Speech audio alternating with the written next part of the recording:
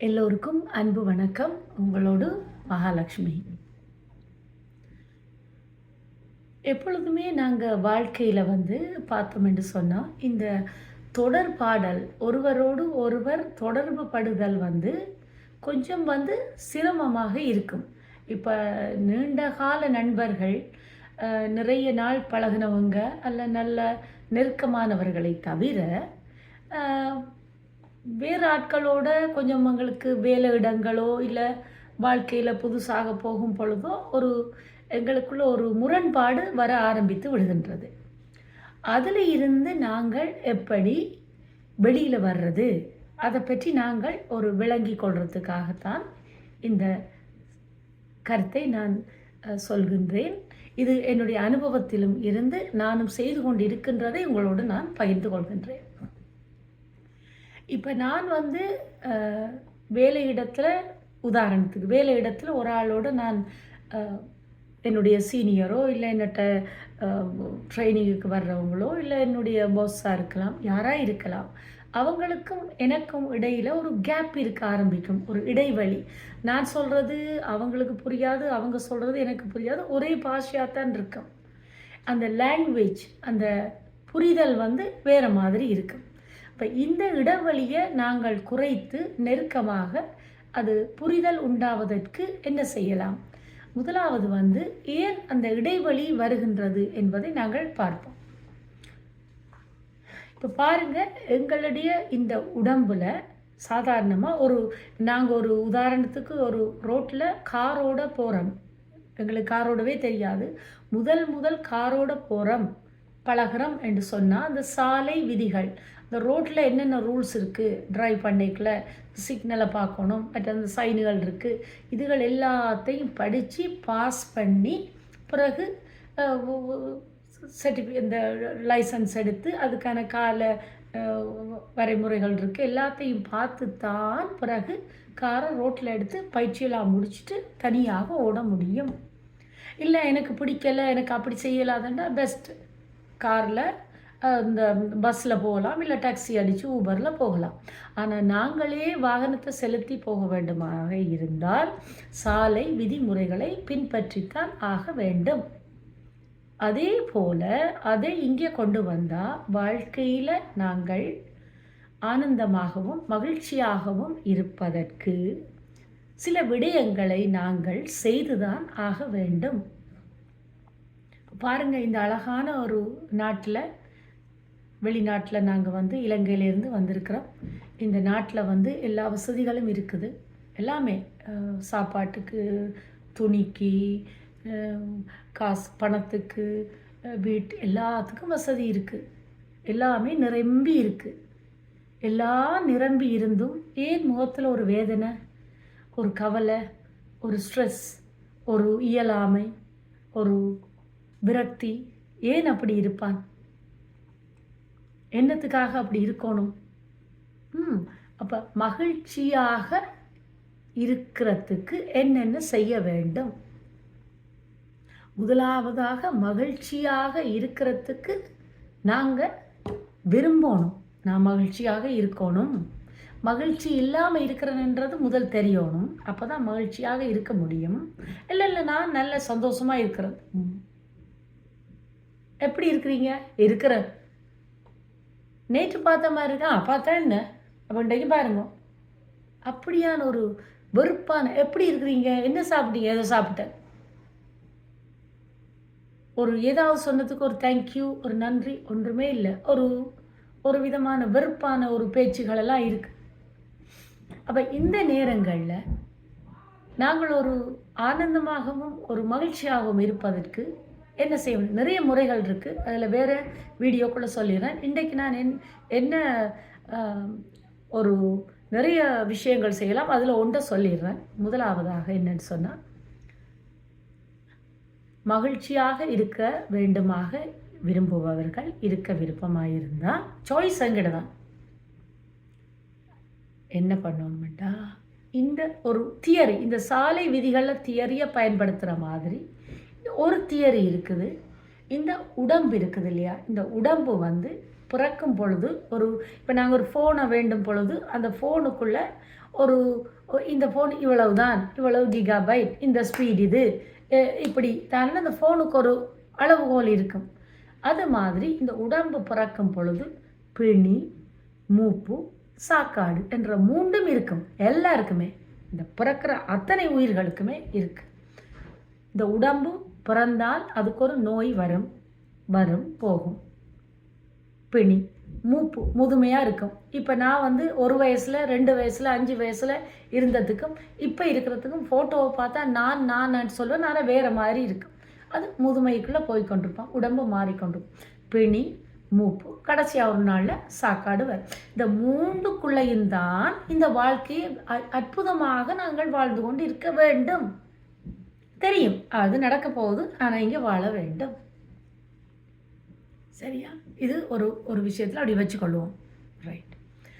அப்போ இப்போ நாங்கள் என்னத்துக்குள்ளே வருவோம்? இப்போ தொடர்பாடலுக்குள்ளே வருவோம். ஒரு ஆளோட ஒரு ஆள் கருத்து வேறுபாடு, தொடர்பாடு என்னத்துக்கு வருதுன்னு சொன்னால், நான் நினைக்கிறேன் என்னோட வேலை செய்கின்ற உதாரணத்துக்கு தான் வச்சுக்கொள்வோம். சக ஊழியர் 2 வருடமாக எனக்கு நல்லா தெரியும், ஆனால் இன்னும் அவங்க என்ன புரிஞ்சு கொள்ளலை.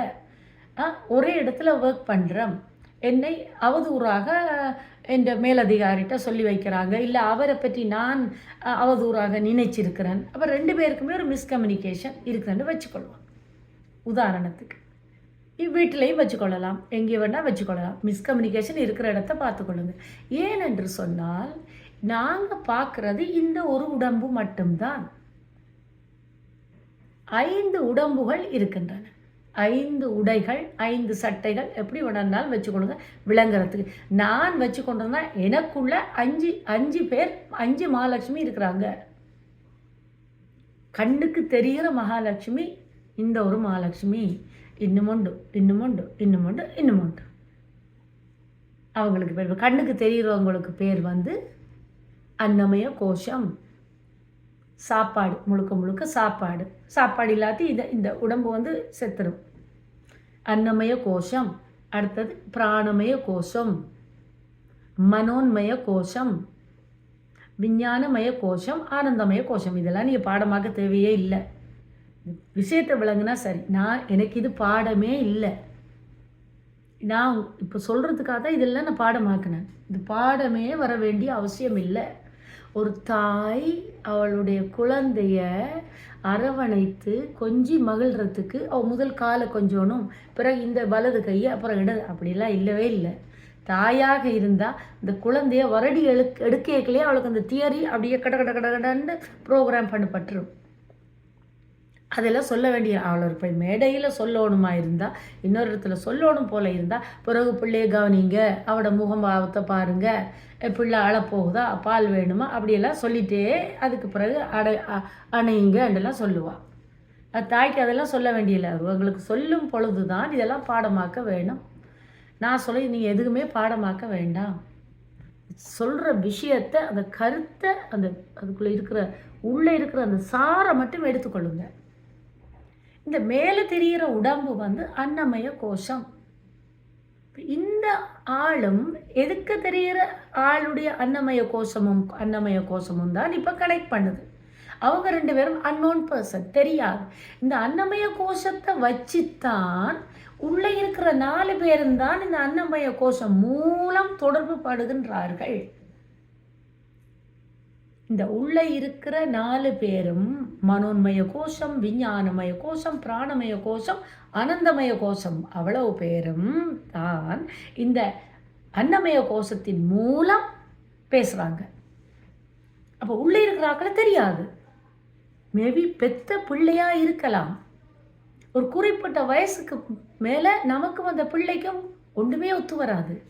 பெத்த பிள்ளையே நம்மளோட சேராது. நான் சொல்கிறது அதுக்கு தவறாக விளங்கும், அது சொல்கிறது எனக்கு தவறாக விளங்கும், முரண்பட்ட நிலையாக இருக்கும். பிள்ளையே சொல்கிறேன் பாருங்க, கூட பிறந்த சகோதரங்கள். அப்போ இது இவ்வளவும் இப்படி இருக்கும் பொழுது இனி வேலையாட்களுக்குள்ளே எதுக்கு போவான்? நல்லா புரிஞ்சு கொள்ளுங்க. இந்த இடைவெளியை குறைக்க வேணுமா இருந்தால் முதல் மற்றவங்களுக்கு எந்த படிப்பும் செய்ய வேண்டாம். இது நான் இந்த மனம் திறந்து இதயம் தொட்டு உங்களோட நான் ஷேர் தான் பண்ணுறேன். யாருக்குமே படிப்பிக்கலை, படிப்பிக்க முடியாது. ஒருவருக்கும் ஒருவர் படிப்பிக்கவும் முடியாது. யாருமே தவறு செய்யவில்லை. தவறு செய்தால் படிப்பிக்கிறதுக்கு திருத்துறதுக்கு எல்லாருமே சரியாகத்தான் செய்து கொண்டிருக்கின்றோம். நான் உங்களோட இப்படி ஷேர் பண்ணுறதன் மூலம் என்னுடைய இந்த பயிற்சி எனக்கு இன்னும் கூடுதலாக எனக்கு விளங்கும். அதுக்காக நீங்கள் எல்லோரும் எனக்கு ஒரு சந்தர்ப்பம் தருகின்றீர்கள். அவ்வளவுதான். தேங்க்யூ. அப்போ என்ன பண்ணணும், இந்த முன்னுக்கு இருக்கிற ஆளும் இந்த ஆளும் ஃபஸ்ட்டாக எனக்கு தெரியணும். கோவிட முகத்தை தான் தெரியும், எல்லாம் சதையெல்லாம் தெரிஞ்சிருக்கு, கண்மூக்கு. ஆனால் உள்ளே இருக்கிறாள் தெரியாது. அதுதான் நான் ஒன்று கதைச்சா அவ ஒன்று பிள்ளையா விளங்குறா, அவ ஒன்று பேசினா எனக்கு ஒன்று தவறாக புரியுது. சரி, கொஞ்ச நாளைக்கு இது விளங்கிட்டண்டாலே நம்ம கொஞ்சம் மௌனமாக இருந்து அவங்களோட கொஞ்சம் விட்டு கொடுப்போம். பாருங்க, நான் ஒரு அம்மா உண்டு இங்கே சந்தித்தேன். அவൾക്ക് ஒரு 74 வயசு இருக்கும். இப்போ ஒரு 76 வயசு இருக்கும். அவள் எனக்கு பயந்து கொண்டா. அவள் இங்கே ஒரு 50-40 வயசுலேயே வந்துட்டாவாம். 45 வயசில் அவளுக்கு இப்போ 74 வயசு. அவள் எனக்கு சொன்னால் அவளோட ஊருக்கு போகல, அங்கே ஸ்ரீலங்காவில் ஜஃப்னாவில் போகல, அவளுக்கு நல்ல அங்கத்தையும் அந்த ஊர் மீன்கள் சாப்பிட விருப்பம். அப்போ அவளுக்கு பர்ஸில் இருக்கிற காசெல்லாம் தனியாக போயிடுவான். வேண்டிட்டா, ஒரு மீன் வண்டியில் வேண்டிட்டா. அவளுக்கு இன்னும் ஒரு நல்ல 2-3 மீன் இருக்குது, அதுவும் வேணுமா. ஆனால் பர்ஸில் காசு இல்லை. சரியா? அப்போ அவள் சொல்கிறா அவர்கிட்ட, அந்த மீனை பார்த்துட்டு, தம்பி நீங்கள் நாளைக்கு இந்த பக்கம் வருவீங்களா? அப்போ அவள் சொன்ன, ஏனம்மா நீங்கள் என்ன வேணும் உங்களுக்கு? இல்லை தம்பி, எனக்கு இருக்கிற அந்த 2 மீனும் வேணும், கையில் காசு இல்லை. ஆனபடினால நீங்கள் நாளைக்கு எந்த நேரத்துக்கு வருவீங்க? அந்த மீன் விற்கிறவர் சொன்னேராம், அம்மா நான் உங்களை மாதிரி இப்படி அன்பாக பேசுகிறவங்கள நான் பார்க்கவே இல்லை. நீங்கள் எனக்கு பணம் தர வேண்டாம், நான் நாளைக்கு வாங்கி கொள்கிறேன்.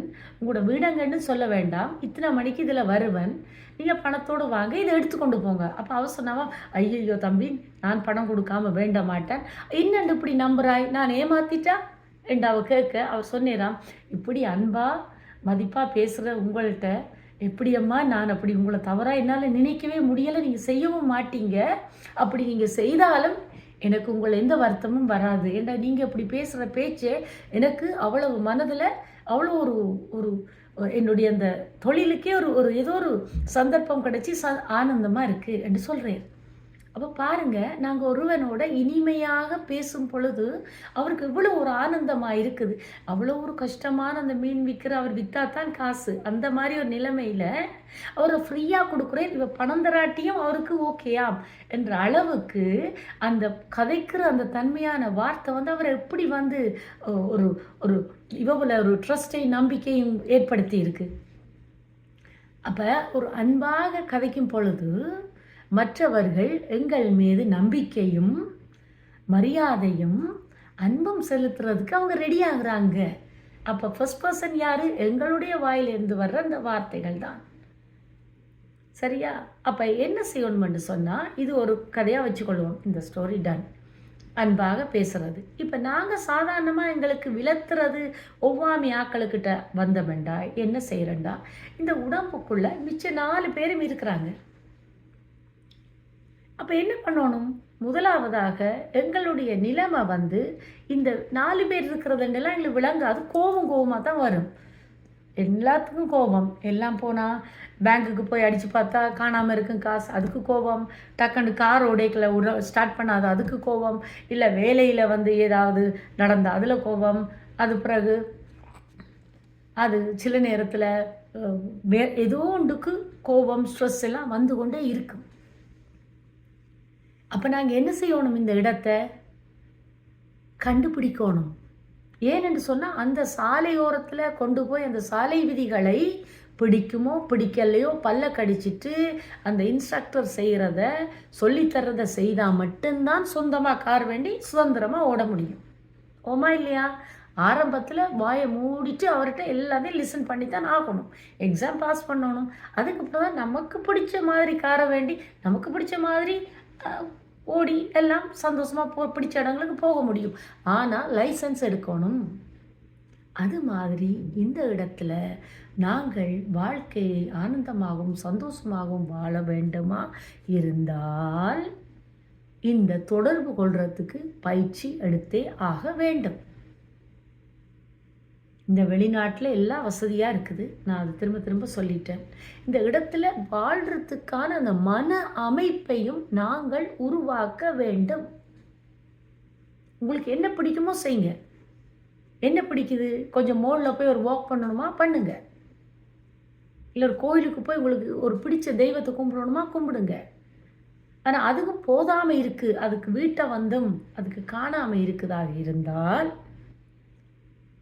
ஒரு சின்ன மூச்சு பயிற்சி, ஒரு சின்ன தியானம், ஒரு மூச்சை இயல்பாகவே கண்களை மூடி உள்ளே இழுத்து மூச்சை அப்படியே வெளியில் விடுறது ரெண்டெல்லாம் இல்லை, சாதாரணமாக இழுத்து சாதாரணமாக விட்டுட்டு இந்த கைகளை சின்முத்திரையில் வச்சுருந்து சாதாரணமான இருப்பில் நிமிர்ந்திருந்து அந்த மூச்சை இழுத்து கொண்டு அந்த மூச்சை மட்டும் கவனிக்கணும். மூச்சை கவனிக்காமல் வேறு இடங்கள் எல்லாத்துக்கும் அந்த கவனம் செல்லும் பொழுது ஸ்டாப் பண்ண வேண்டாம், ஒன்றும் செய்ய வேண்டாம், அது போயிட்டு வரட்டும். வந்த உடனே திரும்ப அந்த மூச்சில் இருந்து அது போகும் பொழுது ஒரு மீன் தொட்டியில் தண்ணி உடையிற மாதிரி எண்ணங்கள் வரும்பொழுது அதுக்கு நீங்கள் ஸ்டோரி கிரியேட் பண்ண வேண்டாம். எண்ணங்கள் வந்து உடையட்டும். நான் இப்படியே கண்ணை மூடிட்டு இருப்பேன். நான் அங்கே 10ஆம் வகுப்பு படித்தது, 7ஆம் வகுப்பு படித்தது, இல்லை அங்கே வீட்டில் ஏதாவது நடந்தது, இல்லை கோழி துரத்தி கொண்டிருந்தது, நான் நல்லா கோழி துரத்தி பிடிக்கிறது எனக்கு விருப்பம். அப்படி பிடிச்சிட்டு அப்புறம் அப்பாட்ட நல்லா அடியும் வேண்டுவேன், அப்புறம் அதை கொண்டே விடுவேன். எனக்கு நல்ல விருப்பம் அது. அப்போ அது சில கோழி போனால் அது அப்படியே நிற்கும். நான் போனால் அப்படியே ப்ராக்டிஸ் பண்ணி வச்சுருக்கேன். எனக்கு விளையாட்டு அதெல்லாம் ஞாபகம் வரும். அதெல்லாம் வந்தால் அந்த துரத்தி பிடிக்கிறதோட நிப்பாட்டுங்க. பிறகு அங்கால ஸ்டோரி கிரியேட் பண்ண வேண்டாம். பிறகு சாதாரண மூச்சில் ஒரு 7 நிமிஷமாவது இருங்க. கரெக்டாக அதெல்லாம் இருந்து மனதை கொஞ்சம் பவியப்படுத்தி மற்ற இன்னும் ஒன்று சொல்கிறேன். நமக்கே ஒரு குருடன் இன்னொரு குருடனுக்கு வழிகாட்ட முடியாது. அதுக்காக உங்களோட நண்பர்களாக இருக்கிறவங்கள துறவுங்க இல்லாமல் செய்யுங்கன்னு சொல்லலை. எப்போவுமே எங்களை விட கொஞ்சம் உயர்ந்தவர்களோட, இப்போ ஒரு 5ஆம் வகுப்பு படிக்கிறவங்களா ஒரு 8ஆம் வகுப்பு படித்தவங்களாக இருந்தால் தான் 5ஆம் வகுப்பு மேத்தை அவங்களுக்கு சொல்லிக் கொடுக்க முடியும். சரிதானே? 8ஆம் வகுப்புனா ஒரு 10 12ஆம் வகுப்பு படிக்கிறவங்களுக்கு 8ஆம் வகுப்பு மேத்தையோ அந்த 8ஆம் வகுப்பு 10ஆம் வகுப்பு 12ஆம் வகுப்பு ஆக்களுக்கு அந்த 8ஆம் வகுப்பு பாடங்களை அவங்களுக்கு இலகுவாக சொல்லித்தர முடியும். அப்போ ஓரளவு இந்த வாழ்க்கையில் சிக்கல்களில் இருந்து வெளியில் வந்து ஓரளவு சுதந்திரமாக திரிகிறவங்களை நம்ம கண்டுபிடிச்சி அவங்களோட நட்பை ஏற்படுத்தி அவங்கள் மூலம் நம்மளுடைய வாழ்க்கையை கரெக்ட் பண்ண முடியும். சரிதானே? அந்த ஐடியா நமக்கு பார்க்க தெரியும். நம்ம ஒரு 2 வீட்டில் இருக்கிற எதையோ ஒன்று மனம் திறந்து பேசுவோம்னு போனால் அவங்களோட மனதில் இருக்கிறத திறந்து விட்டாங்கடா, அப்பா சுவாமி காணுண்டா, இது நம்மளது இருக்கிறத விட இதாக இருக்குது, கேட்க தலை வலிக்குதுன்னா அந்த இடத்துல உறவை கட் பண்ண வேணாம். கொஞ்சம் ஹலோ ஹாயோடு நிப்பாட்டி கொள்ளுங்க. ஒரு ப்ராப்ளமும் ஒருவர்கிட்டையும் பேச வேண்டாம். அங்கே இருக்கிற ப்ராப்ளத்தை உங்களதையும் சேர்த்து கடைசியாக போனால் ஃபோன் கதைச்சிட்டு டயர்ட் ஆயிடும். இப்படி செய்யவே வேண்டாம். யாராவது உங்களுக்கு சொல்லிக்கல, அப்படியா, இது என்ன சின்ன விஷயம், இப்படி எனக்கு நடந்தது, ஆனால் நான் எப்படி செய்தேன் ரெண்டைக்கெல்லாம் ஒரு நல்ல ஒரு வழியை சொல்லுவாங்க. அவங்களை நண்பர்கள் ஆக்கி கொள்ள வேண்டும். நான் அப்படி தான் செய்வேன். நான் என்ன பண்ணுவேன், நானே ஏதாவது சொல்லிக்கல, என்னை விட இன்னும் நானே 2 ஏதாவது மன வருத்தத்தை சொல்லப்போ அவங்களுக்கு 20 சொல்கிறாக்கில் நான் ஏதாவது ஒன்றை கட் பண்ணி விட்டுருவேன். நைஸாக கட் பண்ணிடுவேன் நான். ஏனண்டா அது கூடாமல் இல்லை, நம்மளே ஒரு மாதிரி இழுத்து கொண்டு போகல, இவங்க இன்னத்தையும் கூட்டி விட்டுருவாங்க. அப்போ என்ன பண்ணணும், அவங்களுடைய ஒரு விரோதமும் இல்லை, நம்மளை காப்பாற்றி கொள்ள வேணுமா இருந்தால் அப்படி தான் செய்யணும். அப்போ என்ன பண்ணணும், முடிஞ்ச அளவுக்கு நாங்கள் ஆனந்தமாகவும் சந்தோஷமாகவும் மகிழ்ச்சியாகவும் இந்த அழகான நாட்டில் வாழ்கிறதுக்கு எல்லா வசதிகளும் கொடுக்கப்பட்டிருந்தாலும் ஆத்ம கிருபா எனக்கு நான் கொடுக்கின்ற அனுமதி. Yes Mahalakshmi, done, you pass, just do it. அப்படி ஒரு வார்த்தை பெஸ்ட் அப்படி ஒன்று வரணும். வருமா? வர வையுங்கள். உங்களோடு மகாலட்சுமி. நன்றி, வணக்கம்.